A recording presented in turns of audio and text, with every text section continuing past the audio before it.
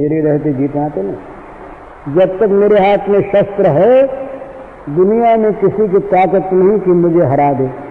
लेकिन भैया मैं ब्राह्मण हूं, क्षत्रिय नहीं, तो क्षत्रियों की सी सहिष्णुता मुझमें नहीं। यदि कोई मुझे शोक का समाचार सुना दे, उस अवस्था में मेरे हाथ से अगर शस्त्र गिर पड़ा तो कोई मेरा सिर काट ले। उपाय मिल गया ना, उपाय मिल गया। तीसरे में गए कृपाचार्य के पास, ये कुल गुरु, उन्होंने तो स्वीकार कर लिया कि हम चले जाएंगे, हम युद्ध को छोड़ देंगे। चौथे में मामा शल्य थे। ये शल्य जो थे ये माद्री के सगे भाई थे, नकुल सहदेव के सगे मामा, और ये पांडवों की ओर आ रहे थे विशाल सेना लेकर के। दुर्योधन ने बड़ी चतुराई से सारी सेना का रास्ते भर स्वागत किया, खान पान की व्यवस्था की। ये बात जब शल्य को मालूम हुई तो शल्य उपकार में दब गए। ये किसी को वश में करना हो तो उसका उपाय उसकी सेवा करे, अयाचित सेवा करे, शत्रु वश में हो जाता।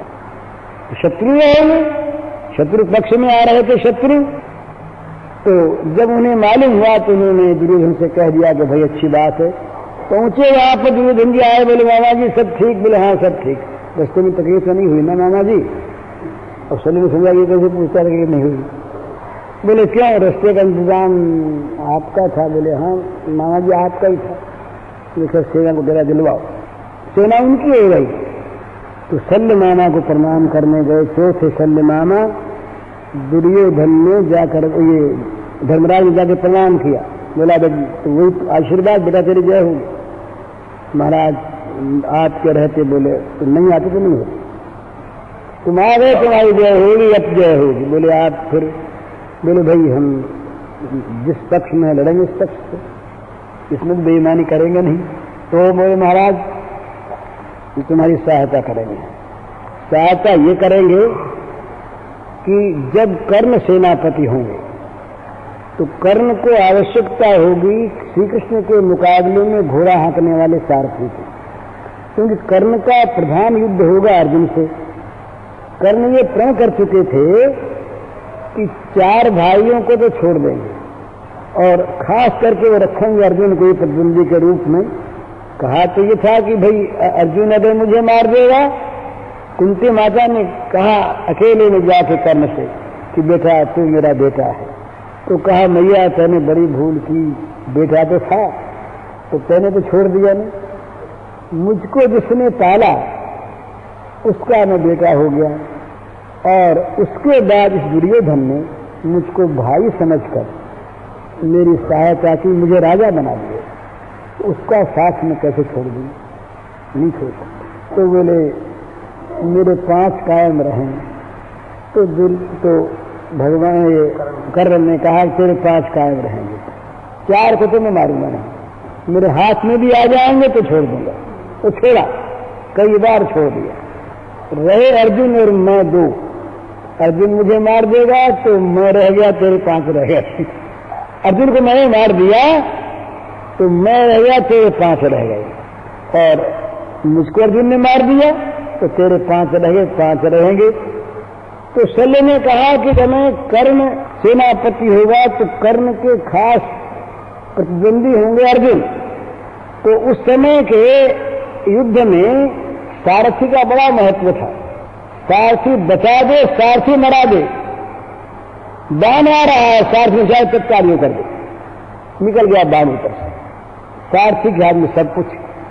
तो बोले शल्य थे इस कला में निपुण। तो शल्य ने कहा कि जब कर्ण सेनापति होंगे तो कृष्ण के मुकाबले में सारथी की आवश्यकता होगी, और उनके मुकाबले में ठहरने वाला मेरे सिवा कोई है नहीं इस कला को जानने वाला। तो मेरी उस समय पूछ होगी, उस समय तुम्हारी सहायता करूंगा। तो हो गई बात। जब ये कर्ण सेनापति हुए तो कर्ण ने कहा दुर्योधन से कि हमको छांकने वाला चाहिए कृष्ण के मुकाबले में। बोले कौन आए, कौन है? बोले एक शल्य है। बोले शल्य से कैसे कहें? तो बराबर का राजा रथांगनी कैसे कहें? बोले इसके बिना काम नहीं चलेगा। दुर्योधन बेचारे गए, हाथ जोड़ करके बड़ी विनय पूर्वक बोले महाराज ये काम से आए, अब आपसे कहना नहीं चाहिए, आप बड़े हैं, लेकिन काम अटक गया, आपको सहायता करनी पड़ेगी। हमारे कर्ण जी सेनापति हुए, उनको रक्षा करने वाला नहीं, आप ये दया करें, कृपा करें किसी प्रकार। तो सली ने कहा हाँ कर देंगे हम काम, लेकिन हमारी एक शर्त है, हम उस समय कर्ण से कुछ भी कहें, कर्ण उसका प्रतिकार न करे, बोले नहीं, कुछ एक्शन न ले, क्रिया न करे, तब हम करें। दुर्योधन आए कर्ण के पास, बोले वो तैयार तो हो गया पर शर्त ये करता है, बोले कुछ भी शर्त करे मंजूर करो। शर्त मंजूर कर ली। कर्ण सेनापति और शल्य सारथी, जब सेनापति को लेकर के शल्य ने रथ हाँका तो शल्य बोला कर्ण तू जाता युद्ध करने अर्जुन से? बोले हाँ। बोले डूब जा चुन्नी भर पानी में जाके मर जा, डूब जा। अरे कहीं सिंह के सामने सियार जाता युद्ध कर रहे हो? कहा अर्जुन और कहा तू सूत पुत्र ज्यादा लड़ाई करने शर्म नहीं आती? अब बार बार कायर कहे और न मालूम क्या क्या कहे, ये मॉरल गिर गया। ये मॉरल गिरने पर बात आई, मॉरल गिर गया। तो जब समाज का मॉरल गिर जाता है ना, तो आज के समाज की दशा ये है महाराज कि भगवान पर विश्वास उठ गया, इसलिए आज किसको बुरा कौन कहे समाज में, तब बुरा कोई किसी को कहता है जब बुरे कम होते हैं और अच्छे ज्यादा होते हैं, तब तो बुरों को समाज से निकालने की बात आती है, बुरों का बहिष्कार आता है, बुरों को शर्म आती है कि लोग हमारे 5 भाई क्या कहेंगे। अब 5 भाई का पीठ ठोकर बोले ये तो हमारा गौरव है, इसीलिए तो इसी को इसने समाज का सिर ऊंचा किया, तब फिर क्या है? तो ऐसी अवस्था में भगवान पर विश्वास होना कठिन। तो भगवान की कृपा को मानने वाला पाप नहीं करेगा, भगवान पर विश्वास, भगवान की सत्ता मानने वाला पाप नहीं करेगा, और भगवान की कृपा जो मानेगा उसको तो हर जगह एक बात दिखेगी। बड़ी मंगलमयी बात है, भगवान के बिना कुछ हो नहीं सकता और भगवान अमंगल कर नहीं सकते, क्योंकि भगवान मंगलमय हैं। तो हमारे लिए जो कुछ भी अच्छे बुरे फल का निर्माण होता है वो मंगलमय भगवान के मंगल विधान से होता है, चाहे वो देखने में कितना ही विपरीत लगे, कटु हो, प्रतिकूल हो, पर वो मंगलमय भगवान के विधान से हुआ है। तो जैसे अमृत से कोई मरता नहीं, ऐसे भगवान के मंगल विधान से किसी का अमंगल होता नहीं। तो ये विश्वास रहेगा। ये विश्वास जहां पर है वहां मिथ्या मंगल की कल्पना से आदमी पाप क्यों करेगा? मिथ्या मंगल की धारणा से शास्त्र विरुद्ध भगवत विरुद्ध आचरण क्यों करेगा? तो करता है तो विश्वास नहीं, विश्वास बिना कृपा की अनुभूति नहीं, और कृपा की अनुभूति बिना भगवान से भगवान को प्राप्त करने की चाह ही नहीं होती। भगवान की चाह के लिए कृपा आवश्यक और कृपा की अनुभूति के लिए विश्वास आवश्यक। तो विश्वास पैदा करने के लिए विश्वासी पुरुषों का, विश्वास भरी वाणी का संग करे। आज का युग इसके विपरीत। तो आज क्या हो रहा है कि नास्तिकता बढ़ रही है। नास्तिकता का अर्थ यही कि भगवान में अविश्वास बढ़ रहा है और पाप में विश्वास बढ़ रहा है। जो जमाना मीमांसा युग का था, कर्मकांड का था, उसमें पाप पर विश्वास नहीं था, देवाराधन पर विश्वास कि देवता का यज्ञ करने से नवीन प्रारब्ध का निर्माण होगा। 5 विश्वास होते हैं, 5 विश्वास होते हैं। एक होता है भगवान पर विश्वास, एक होता है धर्म पर विश्वास, अच्छे कर्म पर विश्वास, एक होता है देवता पर विश्वास, एक होता है मनुष्य पर विश्वास, और एक होता है पाप पर विश्वास। तो पाप पर विश्वास वाला आदमी जो है वो तो हमेशा सोचेगा ये कि ये छल से, कपट से, दंभ से, चोरी से, खून से, डाके से, झूठ से, कपट से अपना काम बनाना है। ये तो मनुष्य नहीं रहेगा, राक्षस बन जाएगा। इससे ऊंचा जो आदमी उसका विश्वास पाप पर तो नहीं है, पर वो मनुष्यों को खुश करना चाहेगा। अमुक मिनिस्टर हैं, अमुक बड़े आदमी हैं, अमुक पैसे वाले हैं, अमुक मिल ऑनर हैं, ये लोग अगर कृपा कर देंगे तो हमारा काम बन जाएगा। ये इससे ऊंचा और बड़ा निर्दोष कार्य जो है वो है देवता पर विश्वास। कांक्षन्तः कर्मणां सिद्धिं यजन्त यह देवता क्षिप्रमि मानुषे लोके सिद्धिर्भवतु कर्मजा। ये भगवान ने गीता में कहा कि देवाराधन जो है इससे बहुत जल्दी नवीन प्रारब्ध का निर्माण होकर और सिद्धि प्राप्त होती है। इसमें श्रद्धा हो गई। इससे ऊंचा जो है वो है पुण्य पर विश्वास, धर्म पर विश्वास। धर्म करो, पुण्य करो, अपने आप लाभ होगा। पुण्य का फल बुरा हो नहीं सकता। धर्म पर विश्वास, धर्म छोड़ेंगे नहीं चाहे मर जाए।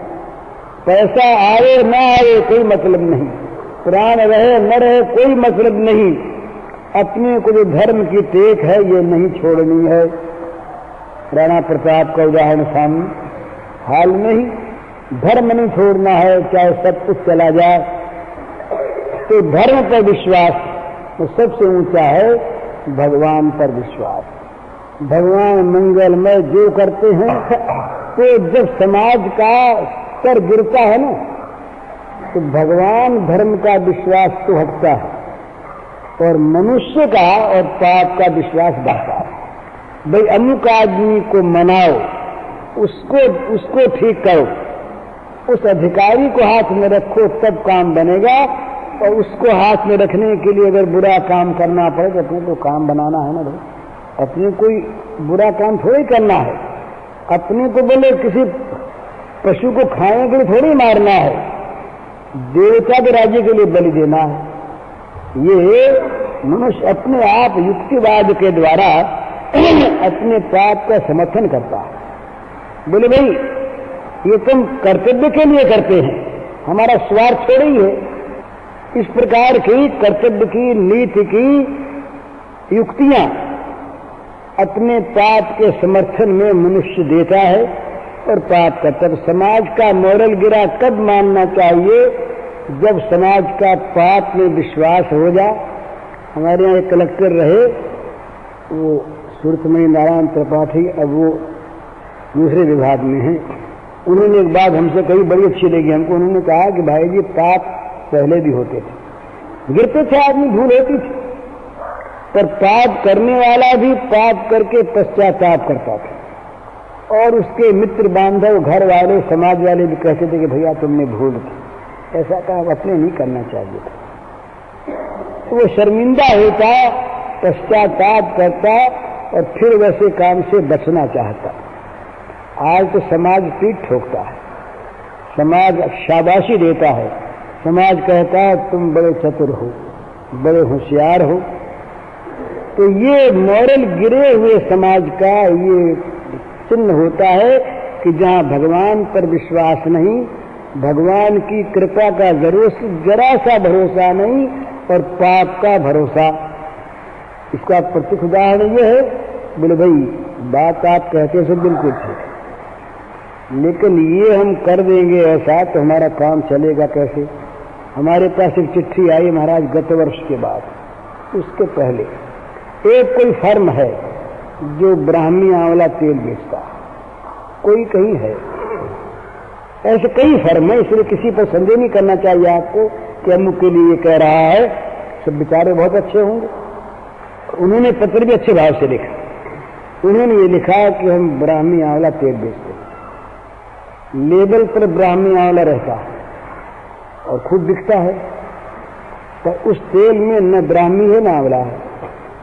अब यदि हम नहीं बेचते हैं उस तेल को तो कंपटीशन में हम ठहरते नहीं, हमारी आमदनी बंद हो जाती है। घर में हमारे 50 आदमी, अब हमारा काम कैसे चले? कल्याण की बात हम मान लें और रोजगार बंद कर दें तो काम चले कैसे? और करते रहे तो आप कहते हैं पाप है। ये चीज क्या, हम क्या करें? ये संदेह हुआ। ये संदेह क्यों हुआ? उनकी सरलता के लिए धन्यवाद है, उनके अंदर बात तो आई ना। पर ये बात क्यों हुई? इसलिए हुई कि पाप किए बिना काम चलेगा नहीं, पाप पर विश्वास।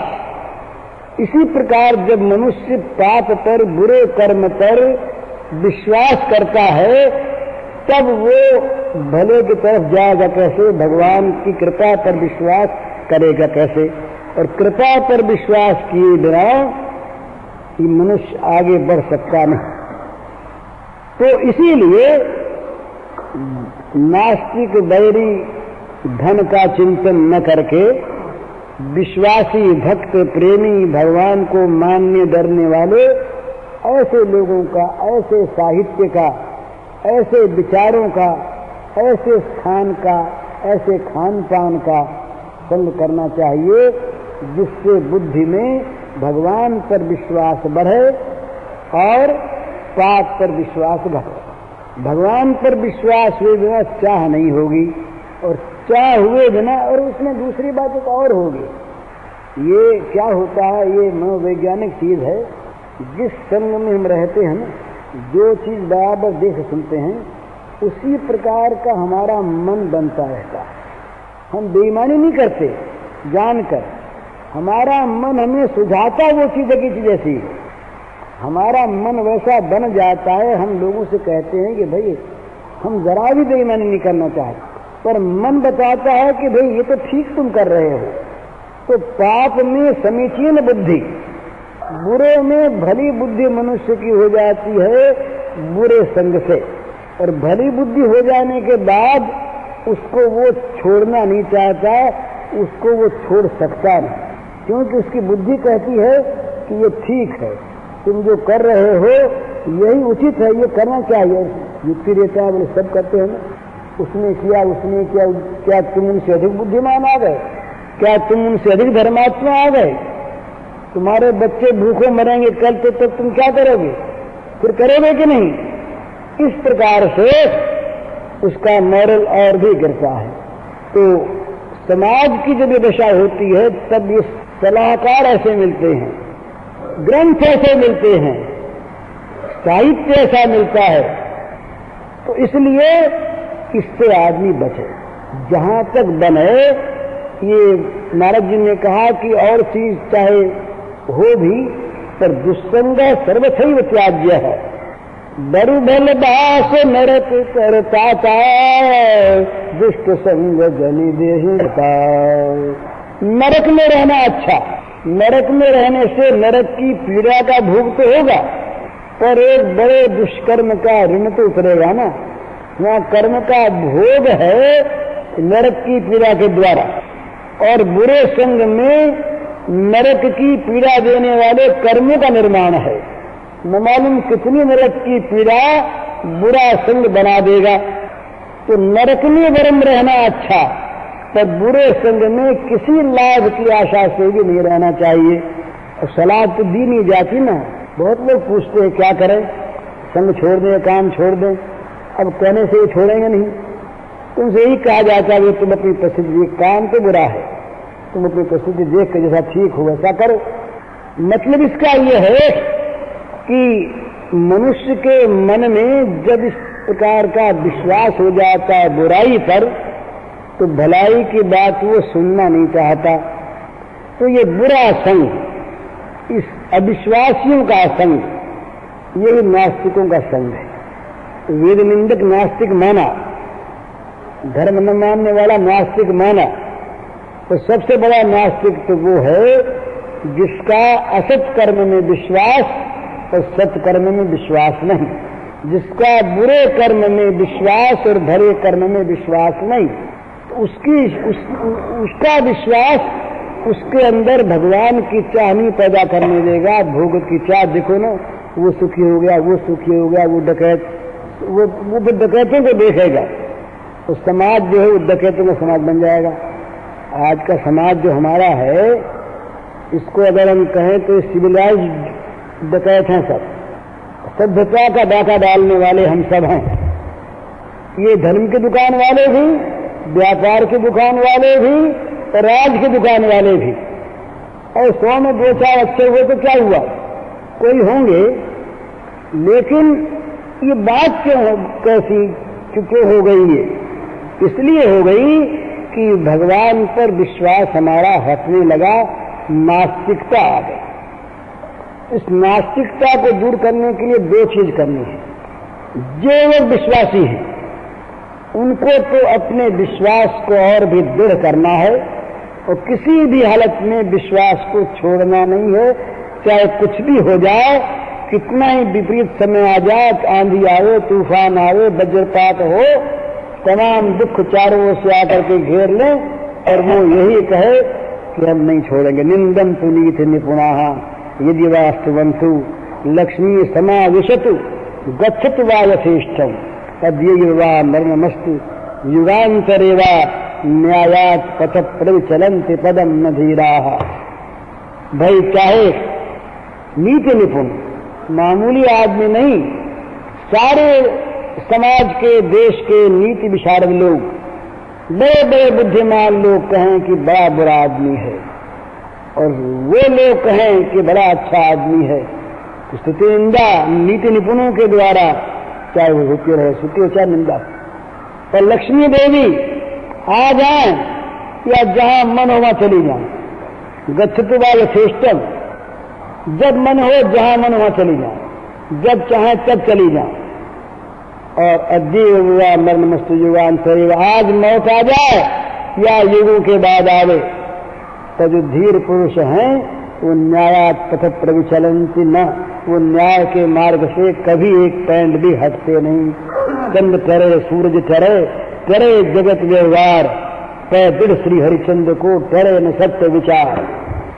चंद्र टरे सूरज टरे, टरे जगत व्यवहार। चंद्रमा हट जाए अपने मार्ग से, सूरज हट जाए, लेकिन वो जो सत्य विचार वाला हरिश्चंद्र है वो अपने को नहीं टालता, नहीं हटता वहां से। तो ये जो चीज है वो तो जड़ रहे, और अपने इस चीज को वो फैलावे, केवल वाणी से नहीं, विश्वास से फैलावे। लोग देख लें उसके चमत्कार को कि इसके विश्वास से इसका काम बन गया। और महाराज होता है, विश्वासी आदमी को भगवान कितना बचाते हैं। अभी एक हाल की घटना, कोई मोटर कहीं जा रही थी, कहीं से आई कहीं जा रही थी, एक लड़की थी, उसमें मोटर वाले के मन में गहने का लोभ हो गया। रास्ते में रात को 2-2:30 बजे उसने मोटर रोक के गहना उतरवा लिया जंगल में। वो जिसकी लड़की थी वो बड़े विश्वासी है, भगवान पर बड़ा विश्वास करते, संतों के सेवक। घटना क्या होती है कि वो गहना उतरवाता है, लड़की का मुंह बंद किए हुए है, जिसमें वो चिल्लाए नहीं, इतने में ट्रक आ जाते हैं। रात को 2:30 बजे जंगल में ट्रक पहुंच जाती है, तो ट्रक वाले भी जैसे तैसे आदमी होते हैं, ट्रक को देख करके उस आदमी की हिम्मत जरा शिथिल पड़ जाती है, वो लड़की को छोड़ देता है। और लड़की में साहस क्या आता है, वो चढ़ उतर के बाहर आ जाती है, और ट्रक के सामने खड़ी होकर पुकारने लगती है कि मुझे मारते हैं, बचाओ। ट्रक वाला ट्रक रोक लेता है, उसको बैठा के थाने में ले जाता है, तो पीछे से रिपोर्ट करने वो भी जाता है कि लड़की को ट्रक वाला भगा ले गया। वहीं वो पकड़ा जाता है लड़के के बयान पर। अब वो ड्राइवर हवालात में भी है। ये अभी हाल की घटना है, किसने बचाया उसको? 2:30 बजे रात को, अगर वो 8 घंटे पहले ट्रक पास हो जाती वहां से और 10 मिनट के बाद पास होती, तो क्या वो लड़की बच सकती? तो ठीक ऐन मौके पर घटना तो अब होने वाली है, और वो ट्रक उससे पहले चल चुकी। एक हमारे कलकत्ते में थे कैलाश चंद्र बोस, डॉक्टर रहे वहां के बहुत बड़े। उनकी माँ बीमार, ये घटना कोई 60 वर्ष पहले की। माँ बीमार, तो उस समय कलकत्ते बंबई में 4 दिन लगते थे ट्रेन में, और हवाई जहाज वाज था नहीं कुछ, और चीजें आसपास की बहुत कम मिलती थी, तो वहां अंजीर नहीं मिलते थे कलकत्ते में। तो कैलाश बाबू की माँ बीमार, और कैलाश बाबू ने देखा कि माँ मरने वाली है, तो शाम का वक्त कैलाश बाबू गए माँ के पास। बोले, माँ तुम्हारे मन में कोई बात है तो कह दो, समझ थे जो कुछ कह दे। तो उसने कहा, बेटा तुमने एक दिन अंजीर खिलाया था हमको, और हमारे अंजीर के मन में आ रही अंजीर खिला दो। अब कैलाश बाबू घर में तो अंजीर था नहीं, तमाम बाजार में आदमी भेज दिया, 1000 रुपया लगे, 2000 रुपया मेरे अंजीर मिल जाए, पर बाजार में अंजीर था ही नहीं, उस जमाने में आता कहां से अंजीर नहीं।